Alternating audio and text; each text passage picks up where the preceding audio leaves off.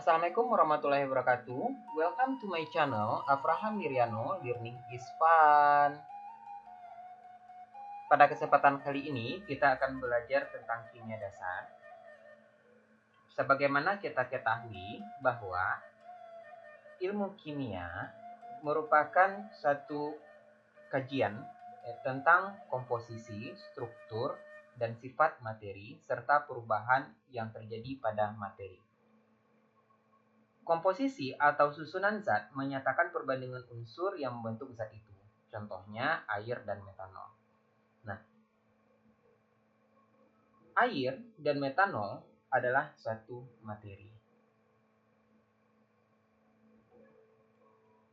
Kalau kita perhatikan di dalam lingkungan kita sehari-hari, ya, kita menemukan adanya sebuah lemari, misalnya di rumah, ya, di dalam satu ruangan terdapat satu lemari, di mana almari tersebut dia memiliki massa dan menempati suatu ruangan. Kemudian kalau kita lihat keluar, ya, kita melihat adanya bunga. Bunga di sini dia memiliki massa dan menempati suatu ruang. Di taman tersebut kita juga melihat adanya lebah. Ya, lebah juga merupakan suatu materi. Dia memiliki massa dan juga menempati suatu ruang. Kemudian kita melihat ada pesawat terbang, ya, yang melintas di udara. Nah, pesawat terbang tersebut juga memiliki massa dan menempati ruang. Begitu juga halnya dengan makanan yang kita makan sehari-hari. Juga merupakan suatu materi. Kemudian kalau kita pergi ke pinggir pantai atau kita pergi ke sungai, ya, kita melihat adanya bebatuan. Nah, bebatuan juga memiliki massa dan menempati suatu ruang. Nah, berarti di sini batuan juga merupakan suatu materi. Begitu juga halnya dengan air. Ya, air juga memiliki massa dan menempati ruang. Sama halnya dengan udara, ya, dimana di sini udara walaupun partikelnya sangat kecil dan tidak terlihat, tetapi dia juga memiliki massa dan menempati ruang. Berdasarkan contoh-contoh tersebut, kita dapat mendefinisikan bahwa materi adalah segala sesuatu yang memiliki massa dan menempati ruang. Dan kimia merupakan ilmu yang mempelajari tentang materi dan perubahannya. Sebagaimana kita ketahui, pada dasarnya materi itu berada dalam 3 wujud. Itu ada yang berwujud padat dan ada berwujud cair, serta ada yang berwujud gas. Nah, ilmuwan mengelompokkan materi ini, ya, sehingga kita dapat melihat adanya klasifikasi materi. Materi dapat kita kelompokkan menjadi 2. Yang pertama itu campuran, ya, di mana campuran merupakan penggabungan dari 2 atau lebih zat. Di dalam penggabungan ini, zat-zat tersebut mempertahankan identitasnya masing-masing. Contohnya udara, ya. Di sini ada campurannya, ada oksigen, ada uap air, ya, ada nitrogen, ada karbon dioksida, ada karbon monoksida, di mana udara tersebut mempertahankan identitasnya masing-masing. Kemudian minuman ringan, ya, gula, air, ya, dia tetap mempertahankan identitasnya masing-masing. Ya. Campuran ini dapat kita kelompokkan menjadi dua macam, yaitu campuran homogen yang pertama. Campuran homogen, berarti kalau kita lihat dari pengertiannya, homogen berarti artinya sejenis, ya.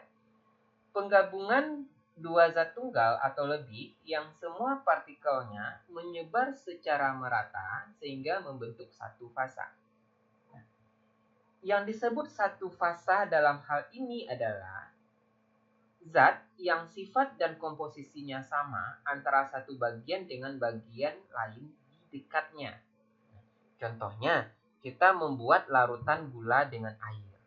Nah, di sini antara gula dan air tercampur merata, di mana bagian gula tercampur merata di dalam air. Dan di sini wujud gula tidak terlihat lagi. Yang bisa dirasakan hanyalah rasa gula yang manis. Begitu halnya dengan larutan garam dengan air. Nah, partikel garam menyebar merata di semua bagian partikel air. Nah, sehingga tidak bisa dibedakan lagi mana yang garam dan mana yang air. Nah, di sini dia satu fasa. Kemudian ada campuran heterogen. Nah, heterogen berarti di sini dia berbeda jenis. Nah, kalau dia campuran heterogen, artinya apa? Artinya penggabungan yang tidak merata antara dua zat tunggal atau lebih, sehingga perbandingan komponen yang satu dengan yang lainnya tidak sama di berbagai bagian bejana. Nah, contohnya ya, campuran air dengan minyak tanah. Nah, kalau kita campur air dengan minyak tanah, ya, pasti akan selalu terdapat bidang batas antara air dengan minyak tadi. Dia tidak akan pernah nyatu. Atau contoh lainnya, kita mencampurkan pasir dengan air. Nah, pada saat kita masukkan pasir ke dalam air, kemudian kita aduk, nah kemudian didiamkan lagi, pasir akan mengendap di bawah dan airnya akan terpisah. Nah, di mana di sini campuran pasir tadi tidak menyebar merata di semua bagian air.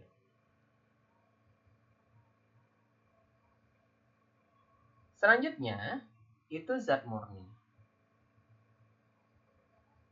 Zat, ya, atau disebut juga dengan zat murni ini, ya, atau pure substance, ya, adalah materi yang memiliki susunan tertentu atau tetap dengan sifat-sifat yang tertentu pula. Ya, contohnya perak, ya, air, etanol, garam dapur, dan karbon dioksida. Nah, zat murni ini dapat kita kelompokkan menjadi dua, yaitu ada senyawa dan ada unsur. Kalau kita lihat, senyawa yaitu zat yang tersusun atas atom-atom dari dua unsur atau lebih yang terikat secara kimia dengan perbandingan tetap, ya.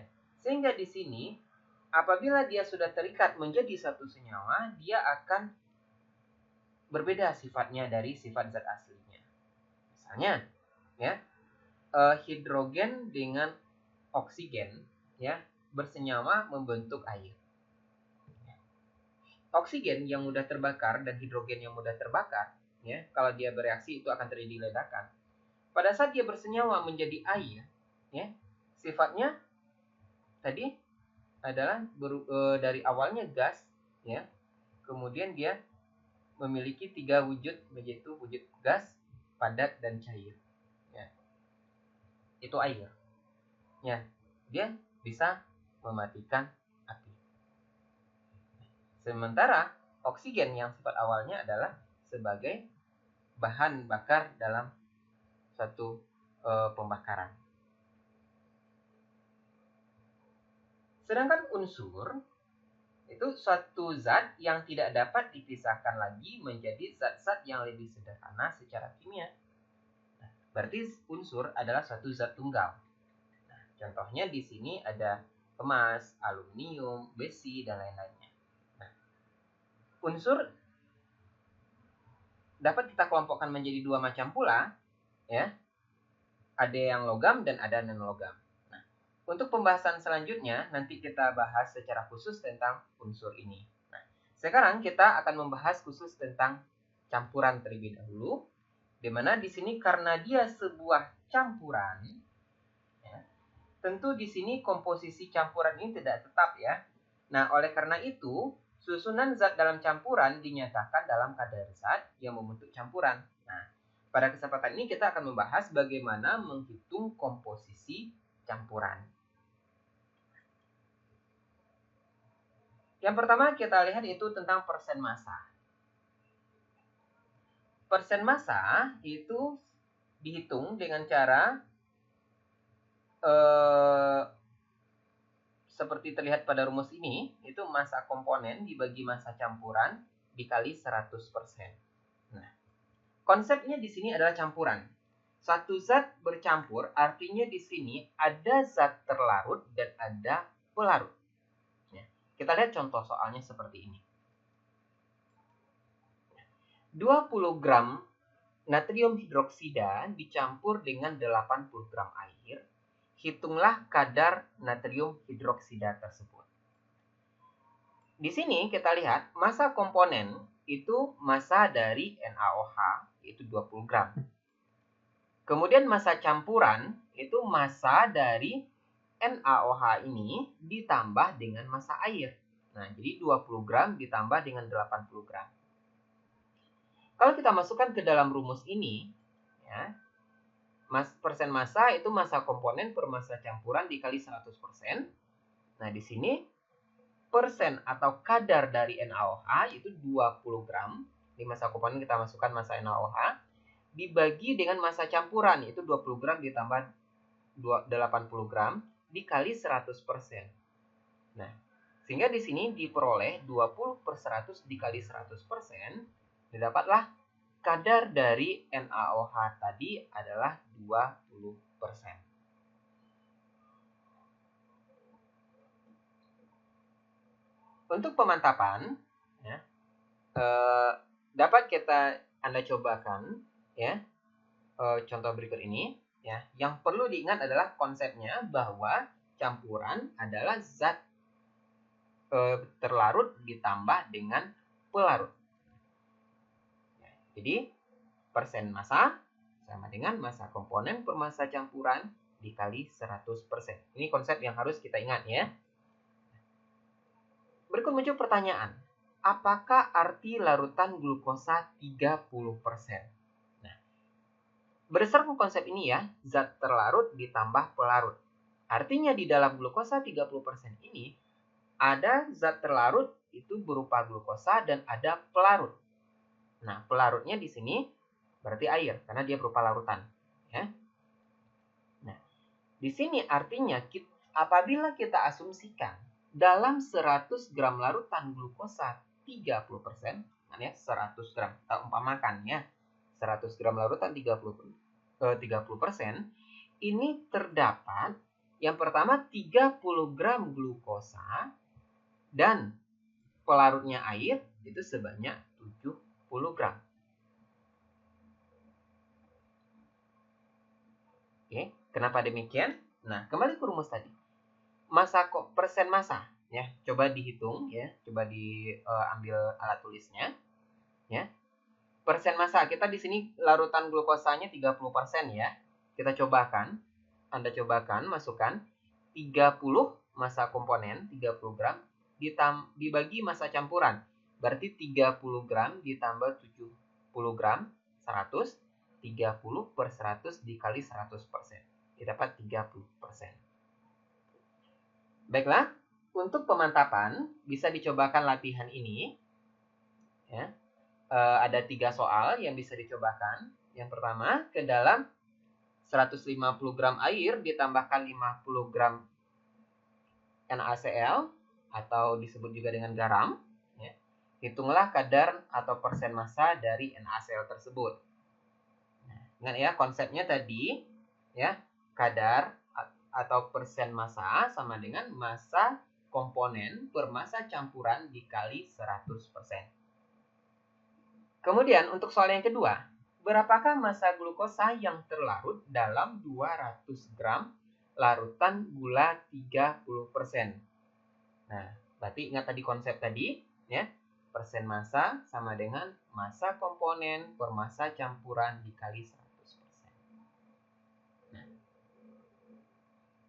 jadi, saudara bisa mencobakan untuk ketiga soal ini. Nah, kalau kita lihat soal yang ketiga sedikit agak berbeda. Berarti di sini konsepnya tetap sama, gitu ya. Ke dalam 200 gram larutan NaOH 5% ditambahkan 10 gram NaOH, berapakah kadar NaOH sekarang? Nah, Jadi di sini kita tetap mengaplikasikan ya konsep bahwa persen massa sama dengan massa komponen per massa campuran dikali 100%.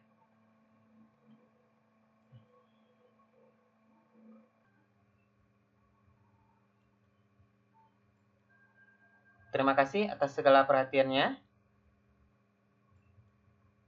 Jangan lupa untuk memberi like, men-share, dan men-subscribe channel ini. Semoga bermanfaat untuk perkembangan ilmu pengetahuan. Assalamualaikum warahmatullahi wabarakatuh.